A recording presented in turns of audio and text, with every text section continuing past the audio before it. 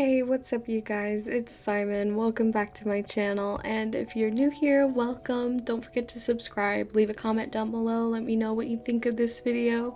So for today's video, I thought it would be fun if I tried to make something using my childhood art supplies. So I know you're probably thinking, okay, so you went online, ordered like some blendy pens or that wiggle sponge and tried to make something cool, but no, I'm using my actual box of childhood art supplies.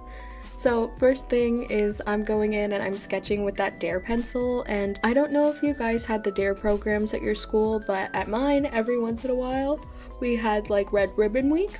And what Red Ribbon Week was basically, it was sort of like Spirit Week, I guess, except instead of like school spirit, it was like a pledge not to do drugs, and you still had like the costume days and everything, but it was all just like drug related prevention, stuff like that. And then at the end of Red Ribbon Week, we'd get a speaker and they would talk about the effects and stuff like that. And then we got cool stuff out of it, like pencils and t-shirts and bracelets and all that. And now that I'm thinking of it as an adult, it kind of seems like incentive, but we're just gonna ignore that weird aspect of it. But basically, I'm just using that pencil to sketch the illustration. And I kind of went with a little bit of a childish look to it, just because obviously I'm using my childhood art supplies, and I will be talking about my childhood. And no, I'm not gonna give you guys a rando like life story all of a sudden. It's mostly just I thought it would be fun if I switched up the format a little bit and did a story time. So I don't have like one big consistent story time that I can tell you guys, but I do have a collection of stories that made me seem like a little bit of a nightmare child. Definitely probably difficult to raise because I was too smart for my own good. So getting into that, I tried to make everything in chronological order from ages 2 to about 11. I don't have a story for every year, it's just a collection of stories within that time frame, because once I reached age 12, I suppose, I learned how to use my brain. So before we get into the story, I do want to apologize if you hear any additional noises in this video. I don't have the windows open this week, but for some reason there's just been airplane after airplane after airplane, and as you can hear in the tone of my voice, it's taken a while. It has now officially taken me over 2 hours to try and record this video. So getting into the actual point of this video, these story times. So starting at age 2, my poor parents, oh my goodness. So everybody's heard of terrible twos, right? Like it's a normal thing. When your child turns 2, they're always a nightmare. But unfortunately for them, their nightmare wasn't something that was easily deterred, like a fussy toddler or a picky eater or something normal that normal parents have to deal with. No. My parents had to deal with the tiny James Bond. And by that I mean, by age 2, I had learned how to break out of the house. So, basically, when I had first started breaking out of the house, I chose to break out of the back door. It was pretty simple. Everybody would go to bed, and then instead of going to bed, I would get out of bed and go downstairs. And I learned, basically, that it was pretty easy to get out. All I had to do was prop myself up on something and then unlock the door, and then I could get it open and go play outside. And so that's what I did. And then obviously, once my parents realized this was happening, they decided we have to find some way to stop this. So they got a bar installed, which basically it just was something that would prevent me from opening the door all the way. It would like jam unless I knew how to like prop it up and get it out of the way, which I very quickly learned how to do. I learned that if I kept jumping up or like doing something to knock it out, that eventually my little 2-year-old self could move it and then it wouldn't block the door anymore. So I just kept going outside like normal. And this is when they started freaking out. Obviously, I know how to unlock the door. I know how to get rid of the bar. What more can they do to stop me from going outside, right? So this is when the knives come in, and they're not normal steak knives. It wasn't anything that could hurt me. They were just butter knives, but basically they'd take these butter knives and jam them under the door to like keep it from sliding. It was sort of like a homemade doorstop. So they jammed them in there until it was difficult for even them to pull them out as 2 grown adults. So surely a toddler is not going to be able to take them out. But unfortunately for them, I didn't need to take them out, no. So here's what I did for that was basically I did my earlier escape method. I would knock the bar out of the way and then unlock the door. So if I keep opening it and closing it and opening it and closing it, every single time I did that, it would scooch the knives just the slightest bit. And so I knew if I did that over and over, that eventually they wouldn't be stuck anymore. They'd be out of the way. And they were. So I then, of course, escaped again. And they told me that they don't really remember how they stopped me from being able to get out of the back door, but they did tell me that that didn't stop me from sneaking out of the house. So once I somehow was prevented from being able to sneak out of the back door, I figured, okay, I'll just use the window in my bedroom. And keep in mind, I'm 2 years old. I'm 2. I probably can't use the bathroom by myself. I can't talk good. I can't walk good, but I sure can break out of the house. So my little 2-year-old genius brain was like, okay, just open the window and go outside that way. So I did. And they told me that they don't really remember any escape attempts from my window other than the first time I ever did it, because the first time that I did, it was 4 o'clock in the morning and my parents wake up from a phone call from one of our neighbors that's like, hey, Simon's outside in the kiddie pool. You should go get her. So they did. They went to go and retrieve me, and they weren't very happy with that. But again, they couldn't remember how they stopped me from sneaking out of my window. And my mom said that eventually I also learned how to sneak out of the front door, but she couldn't remember any preventative measures that were different from the front or the back door. So basically, that was it. I just was always sneaking out. And then it got to the point where we moved, and so they were like, all right, okay, we're in a new house. This is the end to the sneaking out. I know. I learned how to sneak out, but I only did it the one time in the new house that we were in. And basically what happened was outside of this new house, I had a giant like playhouse, but it was one of those little plastic playhouses that was like gray walls, and then you had like the primary colors plastered all over the roof and the windows and the doors and stuff like that. So I had one of those, and it sat right outside of the living room window. And when I decided, okay, I want to go play outside, I'm still 2 years old at this point, I learned, okay, so the big window in the living room is a sliding window. So I just slid the window open. It was a very big drop from the living room to the ground for a 2-year-old anyways. It was a considerably big drop. So instead of just dropping, I climbed onto the roof of my playhouse and I used it as a slide to get me to the porch, which would then get me to the outside. And then I ran around and played as usual, and my mom wakes up and is like, where is my kid? Looks outside. I'm running around in my underwear, like literally full speed running towards the dumpster for whatever reason. I don't know what was going through my head. I'm 2 years old. My mom obviously didn't know why I was running headfirst to the dumpster. So, but yeah, she found me, stopped me, and somehow that was the end to my sneaking out. But it was not the end to my reign of terror. Unfortunately for her, it was just the beginning. So, before I get into the next story, I'm not exactly sure where this falls along the scale chronologically, so I'm just gonna throw it in here. I had an imaginary friend, and I say that as a question mark because one, I don't remember this imaginary friend at all, and normally you do as a kid. Like, I'm sure a lot of you know what? If you had an imaginary friend, leave their name in the comments down below. Tell me about them. I want to know because I don't remember my imaginary friend, so I'm going to live vicariously through you guys. Please do this. I really want to know. I had an imaginary friend named Michael, and the other reason I use a question mark is because my mom is certainly convinced that he's a demon.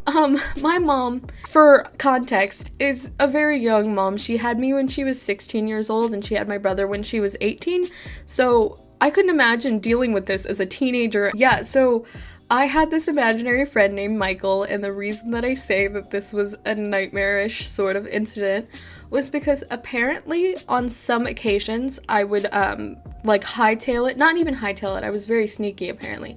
I would like creep into my parents' bedroom and I would stand at the foot of the bed, stone cold, just looking at my mother.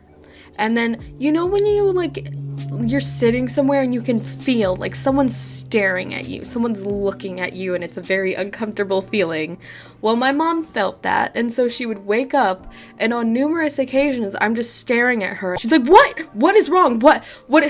Oh my god," because like you wake up and your toddler's just like eye level with the bed, like all you see are little eyes just staring at you at like unholy hours of the morning. So she's like, what do you want? What's wrong? And I'm just like, literally stone cold, not crying, not freaking out or anything. I'm just like, Michael's being mean to me again. And my mom's like, oh my god, what? And so she's freaking out because like, what is wrong with her kid? Like, why do I do these things? Like, normally, if you're having a fight with your imaginary friend, I imagine your kid starts crying and throwing a fit. But no, I just was stone cold and was like, Michael's being mean to me again. And then it was, you'd think that I was like possessed or something. So that happened on numerous occasions. So moving on from creepy ghost boy, we have creepy little brother boy. So he wasn't creepy or anything, but he was when I was I think I was like maybe 2.5, my brother was born. And he was obviously a very, very small baby, like he was a newborn. And I liked to steal him. And there were 2 instances that my mom knows that this happened that like seriously affected her. So the first was, it was late and my mom was cooking dinner. And so she was cooking in the kitchen and he was sitting in the dining room on one of those like little baby chairs that like rock them and swing them and stuff. And so he was chilling in that and she knew he was there. She put him there and the last she looked, he was there. So she starts cooking dinner and she turns around and baby's nowhere to be seen, which is obviously horrifying. So she goes looking all around the house like, where's my baby? Where's my baby? What have I done? So she goes upstairs and I'm in my bedroom and I'm in front of my baby brother and I'm like lifting up these doll dresses and I'm looking at them and I'm like, no. No. And she's like, what are you doing? And then she realizes, oh, I'm trying to play dress up with this actual newborn baby, which obviously she's very confused because like, hey, I'm 2 years old. How did I pick up this squishy-headed little newborn without making him cry or hurting him somehow? Like, I just knew how to hold a baby at 2 years old. So, this was not the only time I stole my brother, like I said.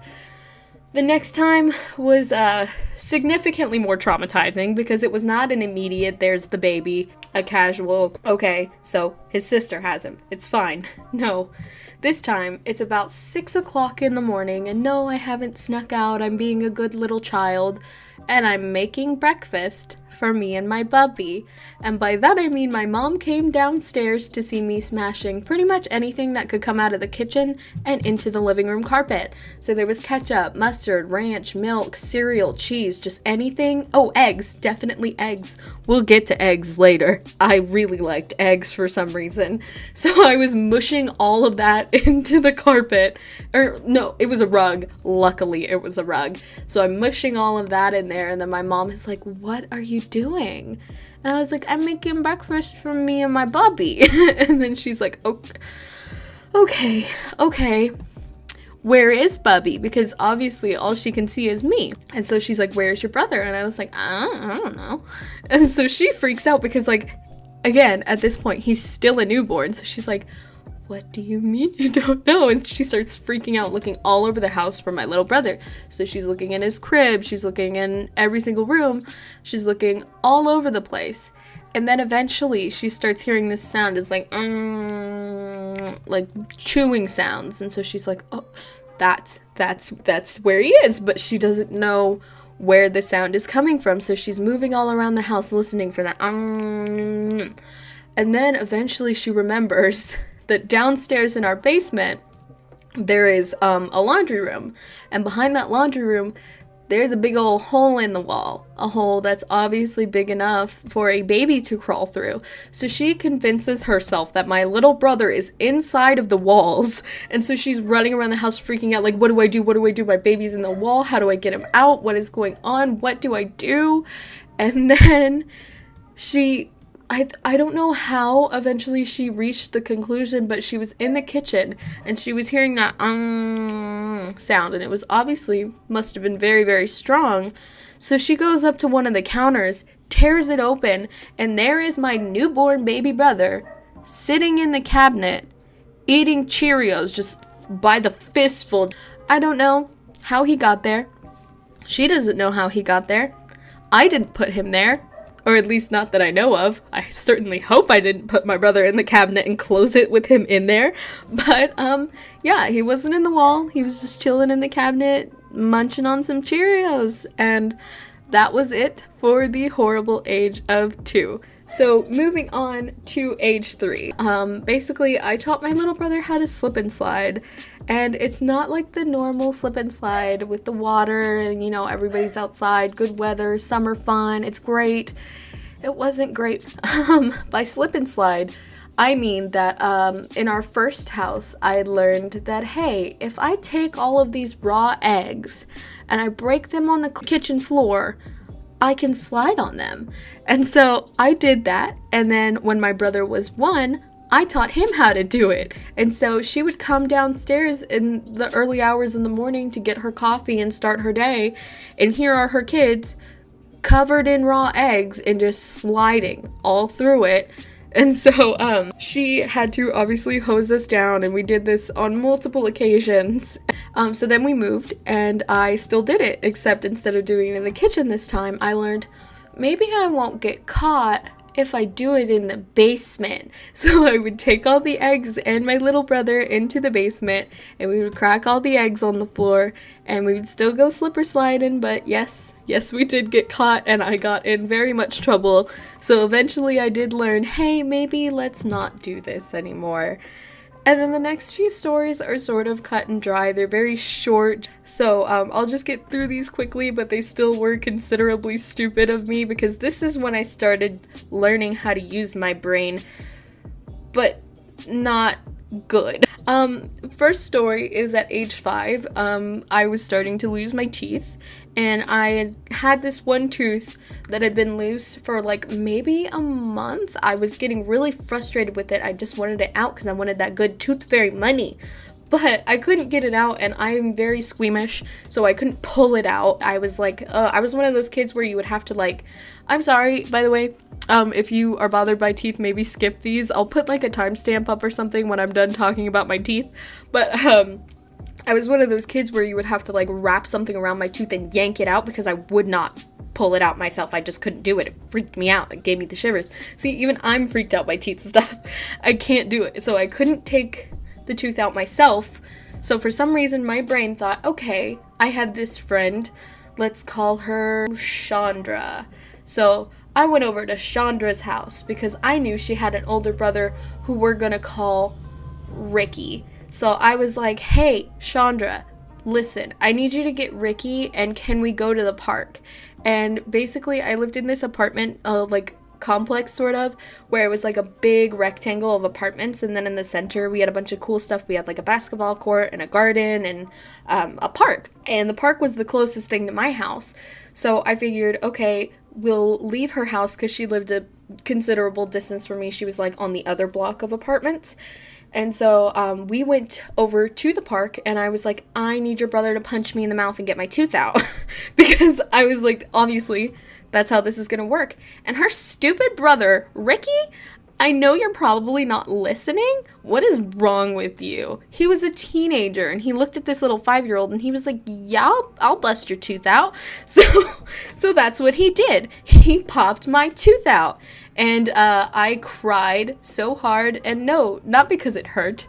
No, I was crying because I lost the tooth. He punched me in the mouth, and it landed in the grass, and we combed this grass for like 30 minutes, and I was sobbing the whole time because I couldn't find my tooth, and I was like, if I don't have my tooth, how am I gonna get the money? That's all I cared about. I just wanted that tooth fairy cash, okay? We couldn't find my tooth, and I was sobbing and bawling for like forever, and then I did tell my parents basically, like, I lost my tooth, but I don't have the tooth, how am I gonna get it?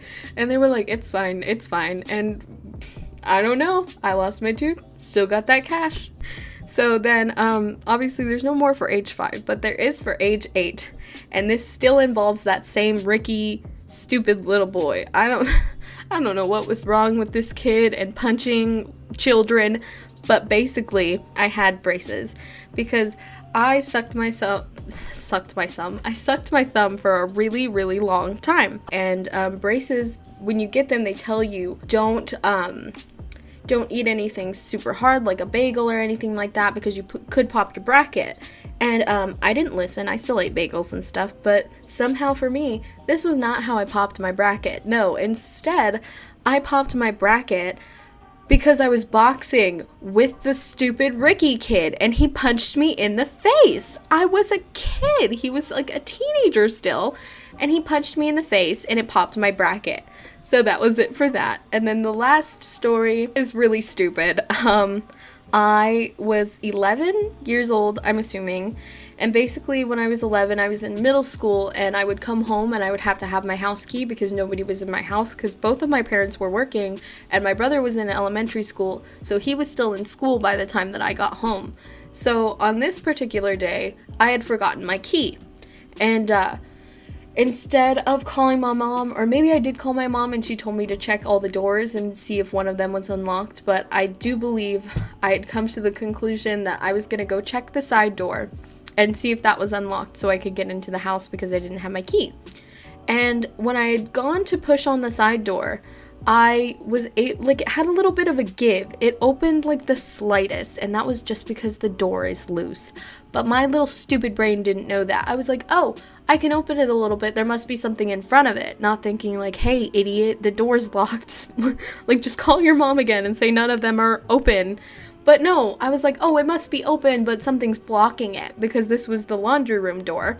And so I was like, there's a bucket of laundry or something that's preventing me from opening the door. But no, there was not. It was literally just locked. And so I kept body slamming the door thinking, okay, I'm gonna push this basket out of the way, and if I keep hitting the door, eventually it will move. Well, I kept doing that until I literally broke the door off the hinges and like busted the frame. And I did get in the house, but again, I busted the door off the hinges. It was mega broke. And so I cried. I called my mom. I told her I broke the door. I told her that I somehow believed that the door was blocked. And oh my lord, she was so mad at me. But I didn't get grounded. I just got a very big yell at, and that it was over. And I learned how to use my brain after that for the most part. I am very forgetful, but at least I don't do stupid things like bash the door, use my body as a battering ram so that I can get a door open. But anyways, that is it for this video, you guys. Don't forget to subscribe, leave a comment down below, let me know if you like this video, tell me about your imaginary friends. So before we go, I just want to give a shout out to my first patron, Elise Thompson. Thank you so much for supporting me, and if you want to get a shout out at the end of Saturday's videos, don't forget you can go to patreon.com/SimonAESArts, and you can subscribe to my bud tier to get, like I said, these shout outs. Or you can subscribe to later tiers and get cool things like discounts on my commissions, or if you're not really interested in discounts or shoutouts, if you subscribe to my earlier tiers, you can still get cool stuff like wallpapers and polls and things like that. But anyways, I love you guys so much, and I will see y'all next Saturday. Bye!